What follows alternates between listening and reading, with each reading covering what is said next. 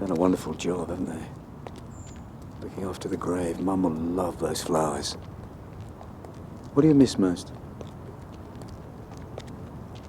Her sense of humour. Do you remember towards the end, she asked us to sneak a bottle of brandy into the hospital so she could outdrink all the young nurses? One sip of alcohol and she couldn't stop laughing. Yeah, such a lightweight. She had such a great laugh. What about you? What do you miss the most about Mum?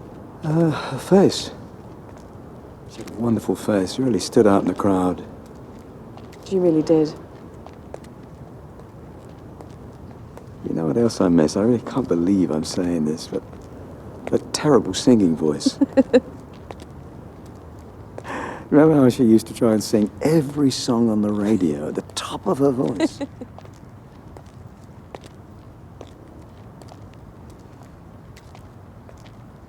Vicky, do you mind if I come in for a minute? I'd love a cup of tea. Yeah, sure.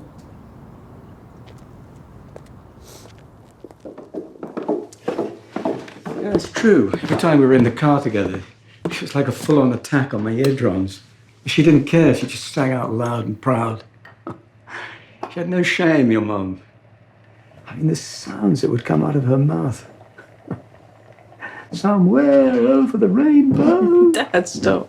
Well, you think she sang well? No, she was completely tone deaf. Yeah, it used to drive me mad. Now I miss it.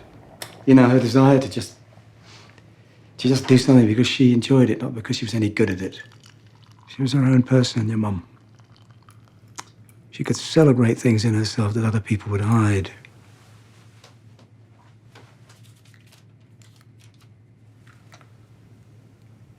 Still 2 sugars? No, none.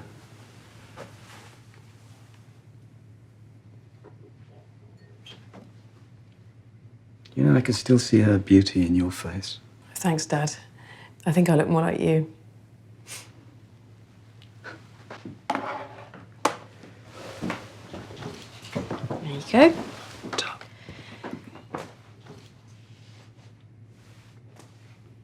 So, tell me the truth. How are you managing at home? I know Mum used to take care of everything. Yeah, she was certainly the practical one. I've learned to separate the colours for the washing machine, and I still struggle with the bloody duvet cover, but now I'm managing fine. You promise? Yeah, promise. God knows you're not much of a cook. Are you eating well? I don't know about well, but I'm eating. Have you lost weight? Believe it or not, I've joined a gym. I knew there was something different about you. Well, whatever you're doing, it's working. You look really good, Dad. There's something you're not telling me. Dad? You've met someone, haven't you? Yeah. Dad, it's okay. Mum would have wanted that. She would want you to be happy. I am. I am happy. Oh, I want to know all about her. So did you meet at the gym? No. Well, actually, we met during your mum's final weeks. You started seeing a new woman while Mum was still alive? No, Vicky, no. No, that's just where we happened to meet. Just started out as friends, but the friendship became a lifeline after your mum's death. I'm really glad that there was someone that you could lean on. So what's she like? Younger than me. Warm, outgoing, funny, sensitive. That's brilliant. What's her name? Honestly, I didn't know how you'd react. It's only been a year. Why won't you tell me her name? Do I know her or something? Oh, God. Please tell me it's not that old tart next door. The one that cooked all those inedible lasagnas after Mum's funeral. No.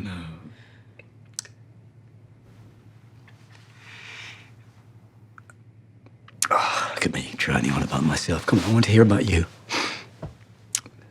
How are things at work? You got any new clients? Okay. Work is good. I do have a new patient, a little boy. He's struggling at home because his parents are separating. He's such a sweet little boy. He sits outside his parents' bedroom late at night and listens to them argue. You know, kids are remarkably perceptive. They know when something doesn't seem right. They're able to read between the lines. Dad, why did you just change the subject? It feels like you're avoiding my questions about the woman that you've been seeing.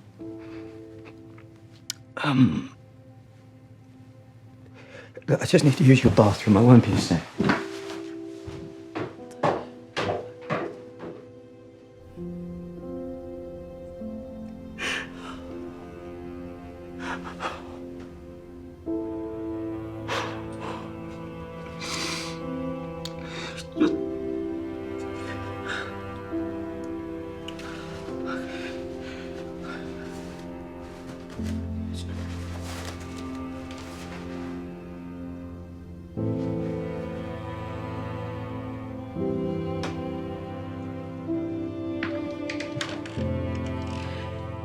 Victoria, I love you more than anything in this world.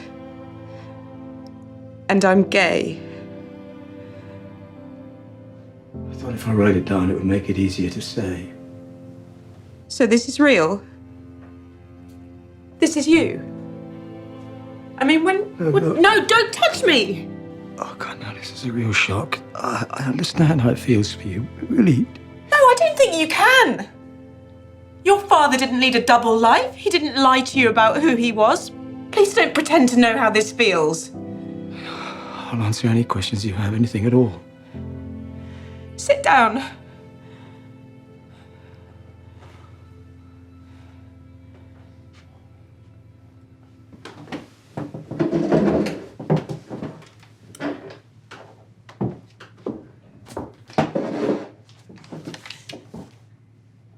So this new person that you've been seeing, it's a man.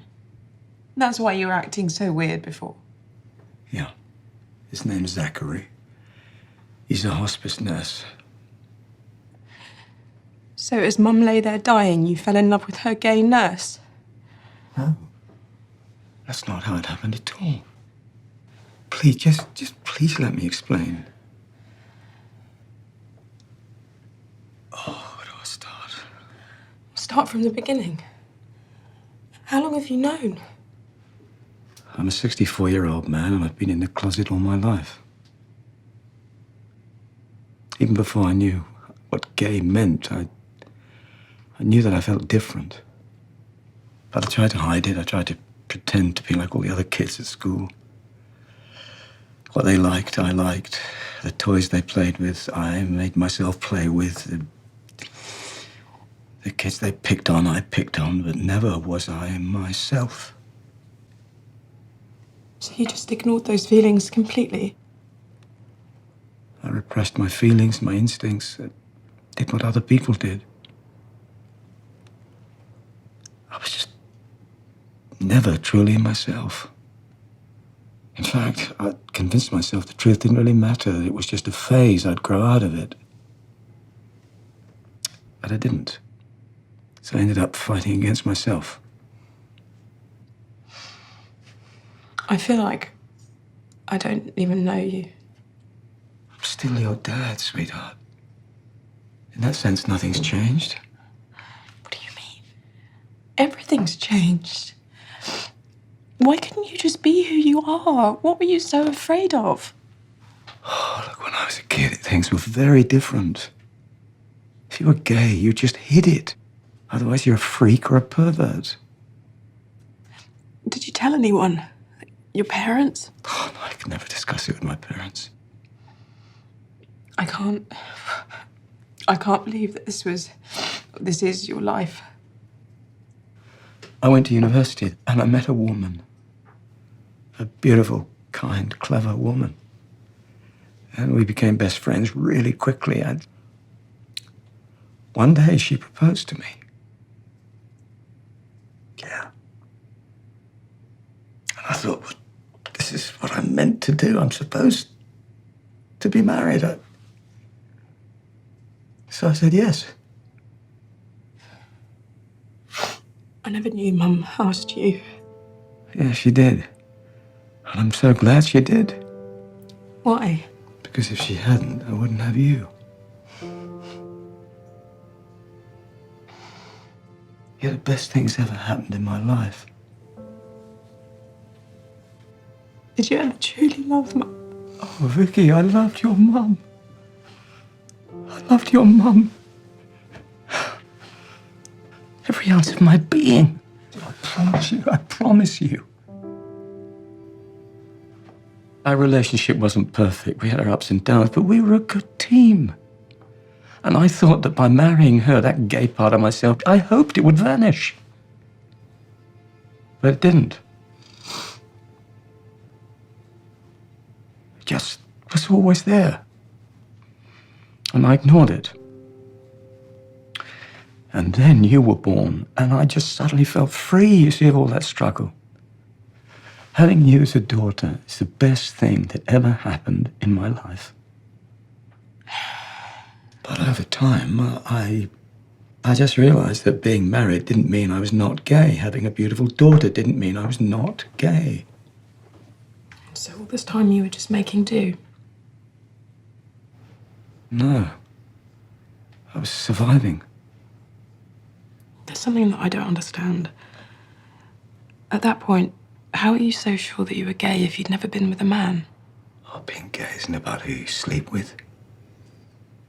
It's not even about who you love. It's about who you are. Inside. It's not an act, it's an identity. If I was celibate for the rest of my life, I'd still be gay. Did Mum know? Yeah, Mum knew. See, what happened was eventually, keeping all these secrets, it just got to be too much for me to bear. I just couldn't deny myself that I had to explore this part of myself. So, I did something that I bitterly regret.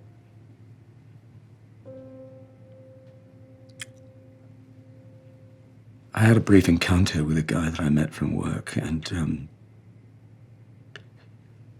your mum, she just knew. She sensed something was wrong, and she followed me. She saw us together. It made her confront me. The thing that I was dreading, she asked me. Oh, God, she asked me, was I gay? And I said, I don't know. Maybe I am. I told her I didn't know. I was trying to work it out.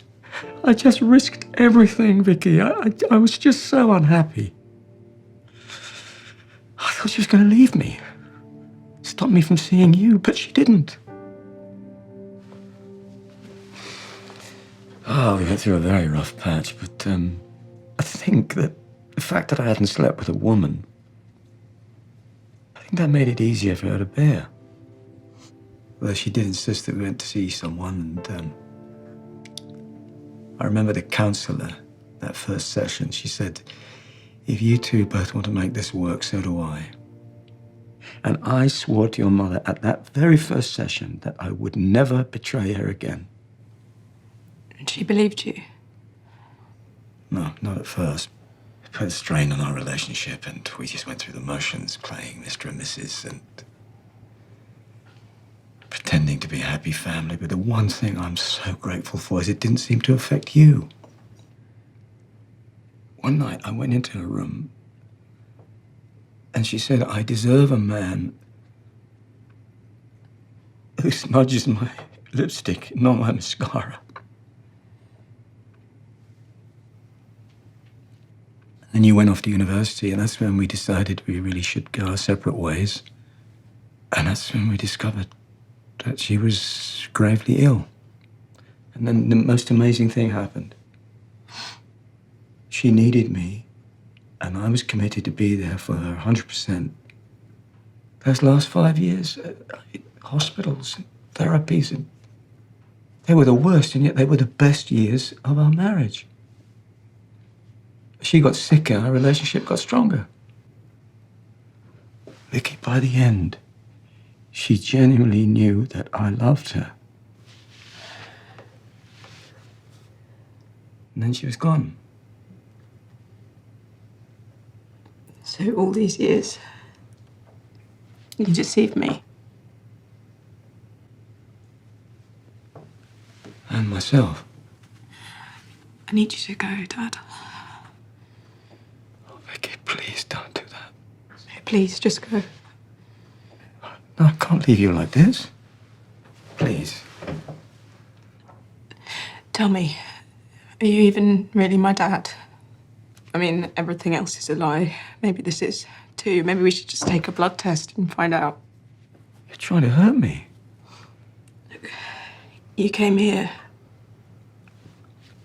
and you said what you needed to say, and you've got everything off your chest.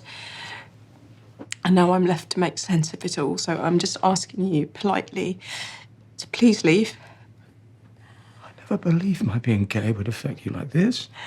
This isn't about you being gay, Dad.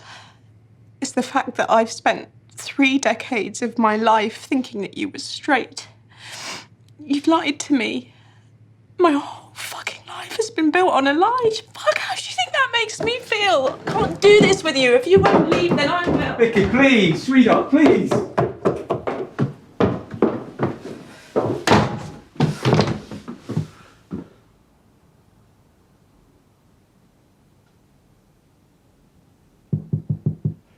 Vicky, open the door, please. I can't face you like this. Victoria, just open the door, please. I can't leave you this angry. Dad, go away.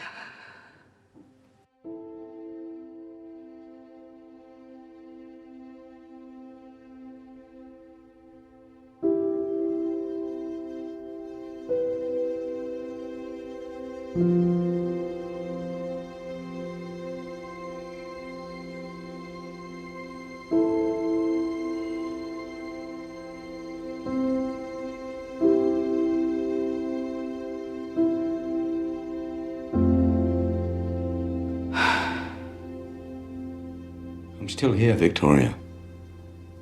I can't look you in the eyes and say the things I need to say. Okay. Well, I'm listening. I always thought that you and me were so close. But how can that be when you put so much effort into hiding who you are? You didn't trust me enough to be honest with me. And that's what makes this so shit. Growing up, there was this strange loneliness in our house that went unspoken. And I felt it. And you're right, on the surface, everything seemed fine. You think I didn't notice, but I did.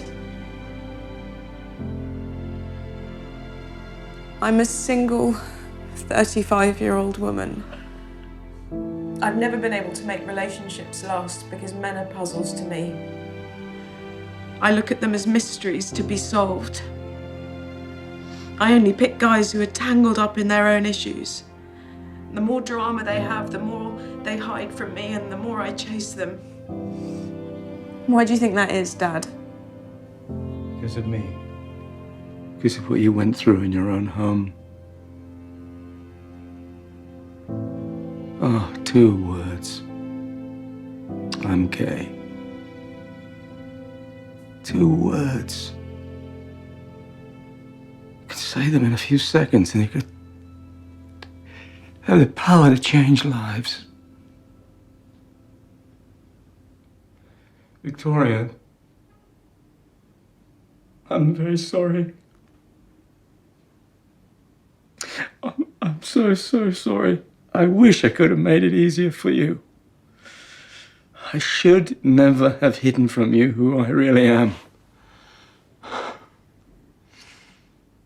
Family secrets are toxic and imply shame. And being gay isn't something to be ashamed of, Dad. Lying to your family, however, is not the answer.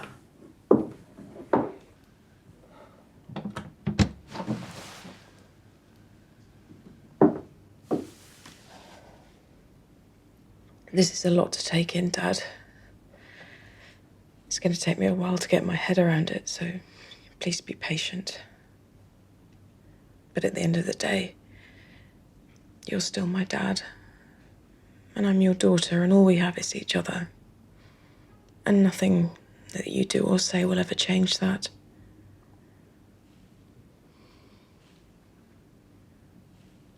You know, just before she died, your mum said to me, "You've taken such good care of me these last few years, now it's time to take care of yourself." If she hadn't said that, I don't think I'd have the strength to be so honest with you, or with myself.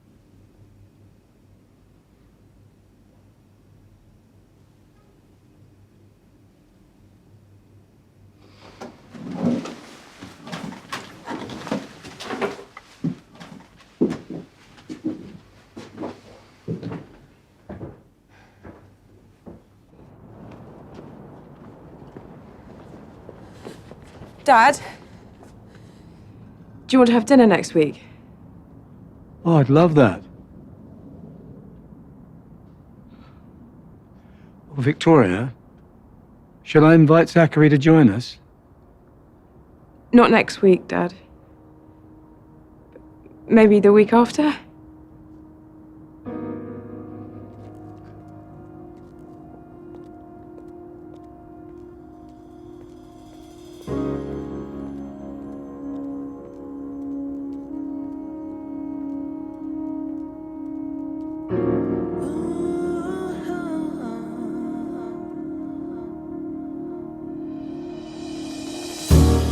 Came to tell you that I'm sorry. Yet seeing